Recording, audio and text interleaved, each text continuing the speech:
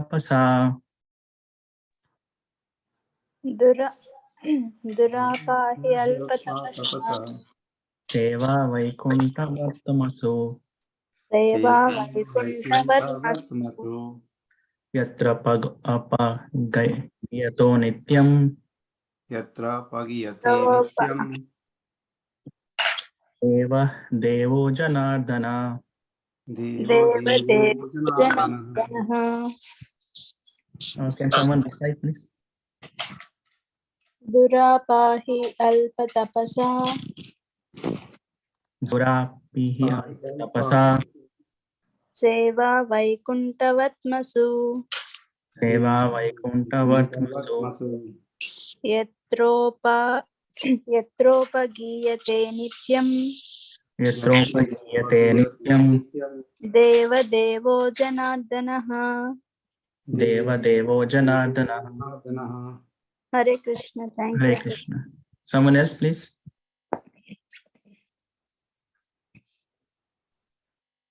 Durapahyalpatapasa.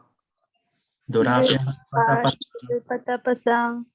Seva vaikuntavatmasu. Seva Vartamasu.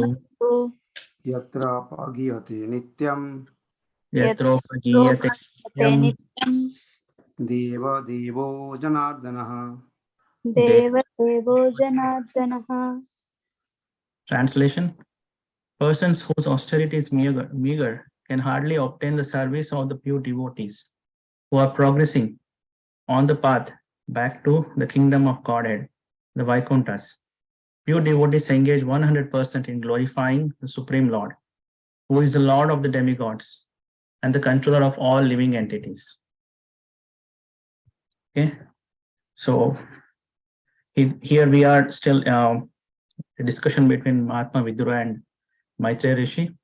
So Maitreya Rishi, I explained everything about the Sarga and the purpose of the creation to Mahatma Vidura, and Mahatma Vidura replied that all my doubts are cleared, and he said that just by hearing to spiritual master Vaishnavas and by serving them, everything in the heart, all the misconceptions will be cleared, and we get realizations.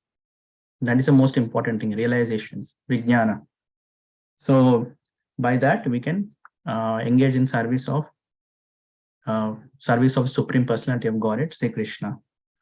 And then he also says that person with these words, he says that persons with meager austerity, they cannot obtain service to pure devotees who are on their way to Vaikuntha. So here is also said that he also defines who is pure devotee. Pure devotee is the one who engages 100% in glorifying the Supreme Lord, who is the Lord of demigods and the controller of all living entities. So here you have to understand pure devotee is the one who puts his 100% faith and serves him 100%, everything. He doesn't deviate at all from his path. He doesn't mix jnana or karma or any dry speculation in his pure devotional service to the Lord. That is, he is pure devotee, he is Mahatma. And here significantly it is mentioned Deva Devo, Lord of demigods. Deva is demigod, and Deva Devo is the Lord of demigods. And Janardana. Janardana means the controller of all living entities. These two are very prominent words because pure devotee doesn't worship any demigods, because he clearly knows the Lord of the demigods is Krishna. So when he knows that there are around 33 million demigods, and who is the Lord for them is Krishna. So he just focuses on Krishna, ekantiki bhakti, completely aharituki apratihata, unalloyed and uninterrupted service to Krishna. And also not only that, he is Janardana. He means the pure devotee doesn't even worship any other living entity. What to speak of demigods? Because all the living entities are controlled by Krishna himself. Means he is the Ishvara Parama Krishna. So when you know that Krishna is Parameshwara, then why you want to worship anyone else?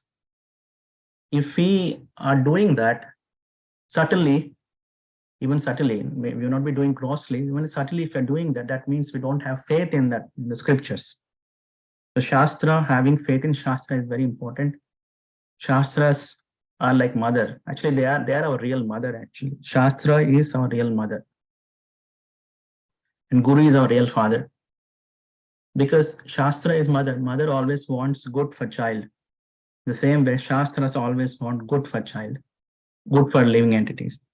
That's why we should always take shelter of Shastra and hear from Guru. That's why it's very, very clearly is described here. Deva Devo. You know that Krishna is Deva Devo. You know that Krishna is Janardhana.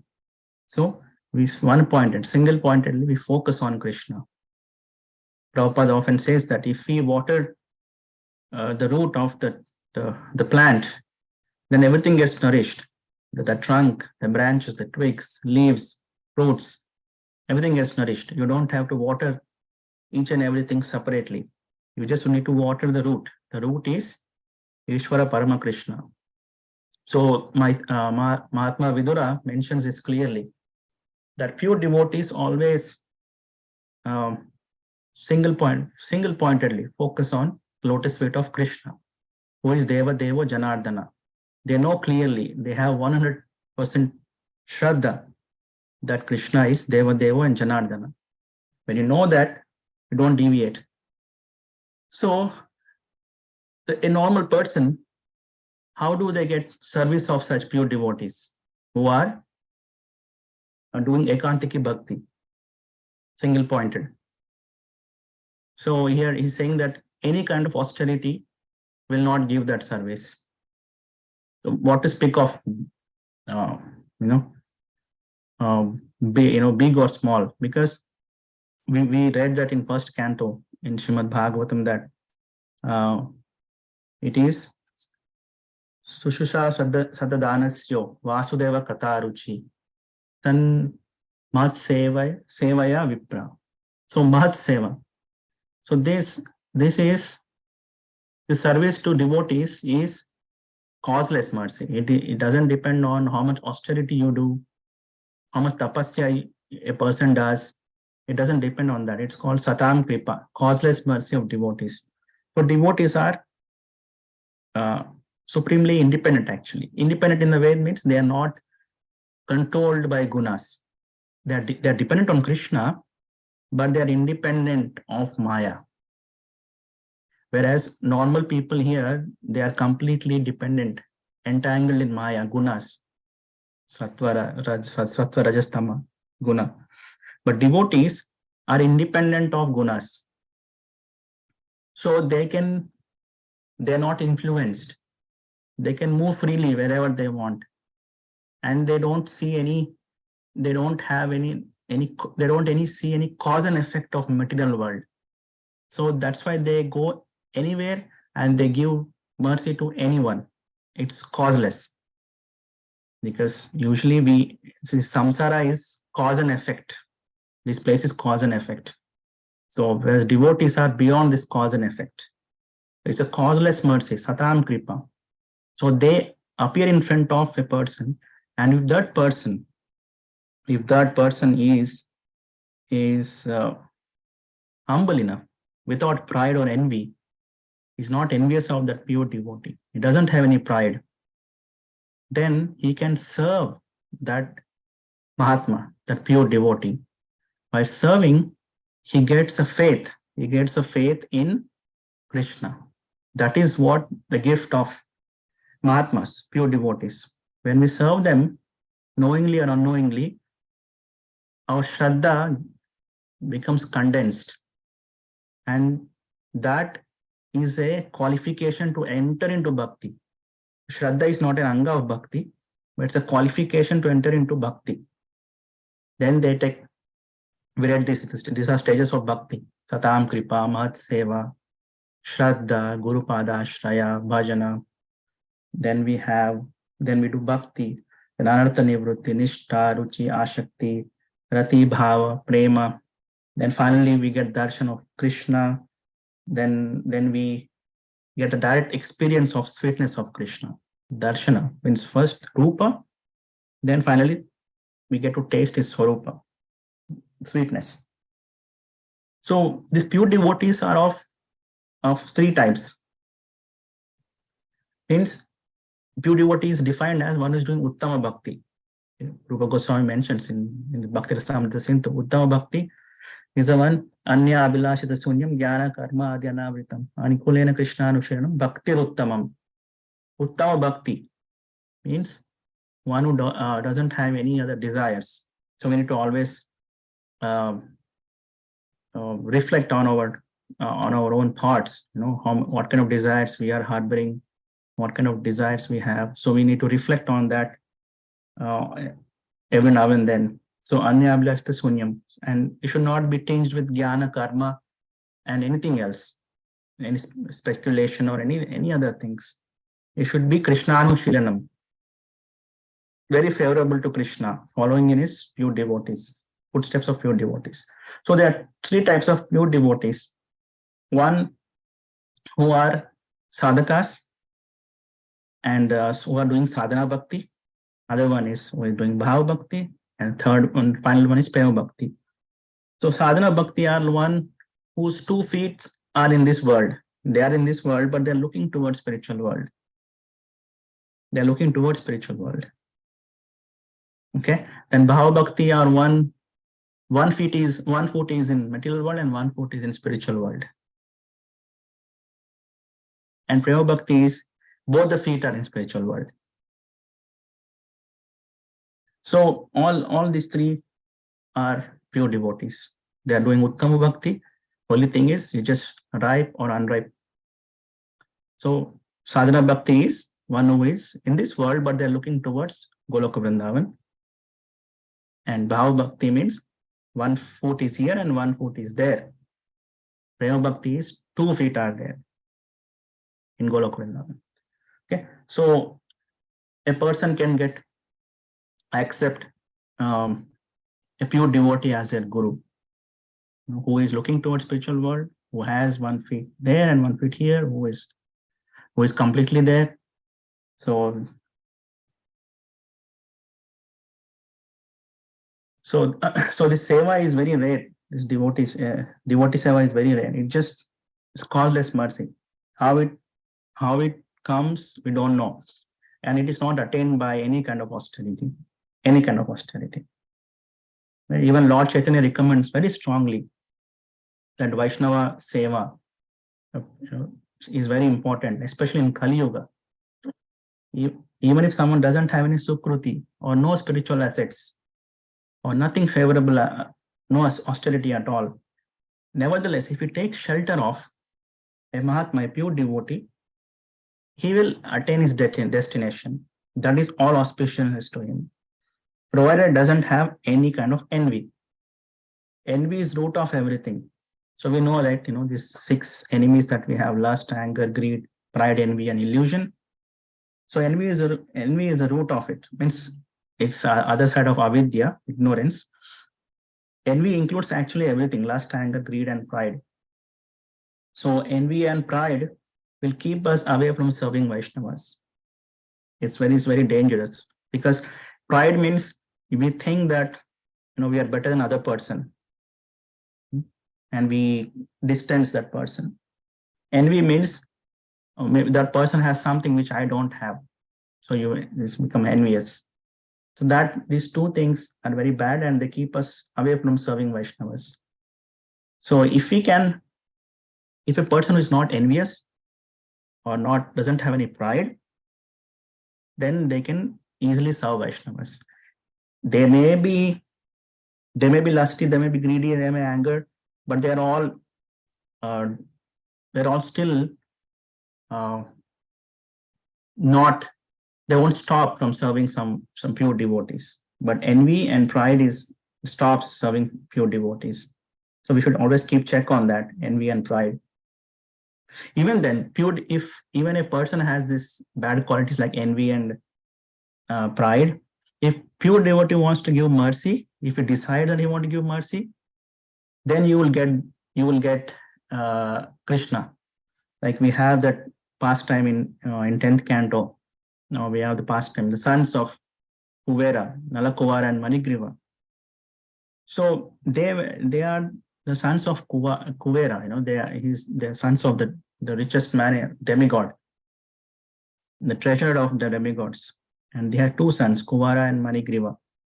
They are very rich, and they were actually intoxicated. They are very proud. But Narad Muni saw them, and he felt so much pity. So even though they had a lot of pride, and they were disrespectful towards sadhu, but if sadhu wants to give mercy, then even the pride and envy of a person, of a small jiva, doesn't matter. But if jiva is prideless, if he is not envious, then it is even better. It's quicker.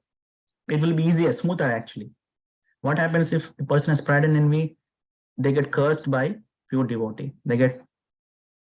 So if you don't have pride and envy, then we get blessed by pure devotee. If you have pride and envy in our heart, then we get cursed by pure devotee. If we are cursed, then there will be a lot of trouble initially. Then at the end, it will be all auspicious. But if we get blessed by pure devotee, it will be auspiciousness from the very, very beginning. It will be good now, it will be good later as well. So here, a very important point, even Mahaprabhu also emphasizes that we always focus on Krishna's lotus feet. It's called Ekantiki Bhakti. Like only one point of devotion to Krishna. Okay. And Mahaprabhu also focus on Vaishnava Seva, because that is what gives the ultimate benediction, attaining lotus feet of Krishna. So Mahaprabhu actually established Sampradaya, Brahma Madhva Gaudiya Sampradaya through Brahma Sampradaya, to Brahma Madhva Sampradaya, but he has taken many aspects from other Sampradaya as well, from Sri Sampradaya and from Nimbarka Sampradaya and Vishnu Swami Sampradaya. So from Sri Sampradaya, he's taken this one point of devotion, Ekantiki Bhakti. Just worship Krishna. Don't worship any demigod. Don't worship any other living entities. Ekale Ishvara Krishna Arasa Britya. Just focus on Krishna. Water the root. So, and the second thing he took from Sri Vaishnava is Vaishnava Seva. Very important things, these two things. Okay. And he took two things from Madhvacharya. That is called Kevala Dvaitavada. He rejected complete Advaitavad, purely Dvaitavad, focused on Veda Shriti. Veda Shriti means scriptures that focuses on differences between Jiva and Ishvara. So he has taken this from Madhvacharya. So Mahaprabhu wants us always to focus on difference rather than the similarity between Krishna and Jiva. We focus on difference between Krishna and Jiva. In that way, we can be in our constitutional position of being servant to Krishna. And also, he has taken the importance of worshipping the deity of Krishna and its eternal form. Deity is eternal form of Krishna, and it's very important to worship the deity of Krishna. These two things he has taken from Madhvacharya. Okay, from Vishnu Swami, he has taken two things, which is completely depending on Krishna. And basically, Sharanagati.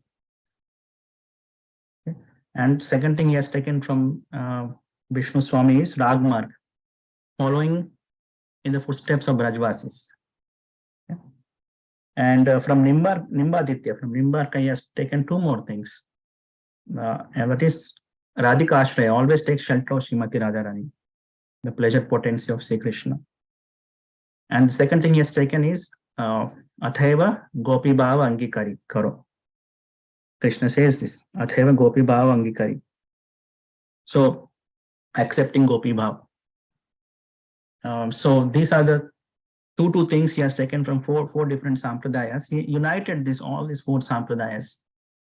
And Bhaktivinoda Thakur also predicted that the day come when all these four sampradayas will unite under the umbrella of Chaitanya Mahaprabhu. The substrata as Gaudiya Vaishnavas. So I will pause here. So the conclusion is the best way to attain lotus feet of Krishna is doing Mahat Seva. And that will give all auspiciousness. In whatever way, just do Mahat Seva to pure devotees. And we know who are pure devotees. Pure devotees are one who do Uttama Bhakti. Either they could be doing Sadhana Bhakti, Bhava Bhakti, or Prema Bhakti. Okay? We know who is Sadhaka and who is Bhavuka and who is Premi Bhakta. Okay? So I'll pause here. If anybody have any comments, reflection, or questions?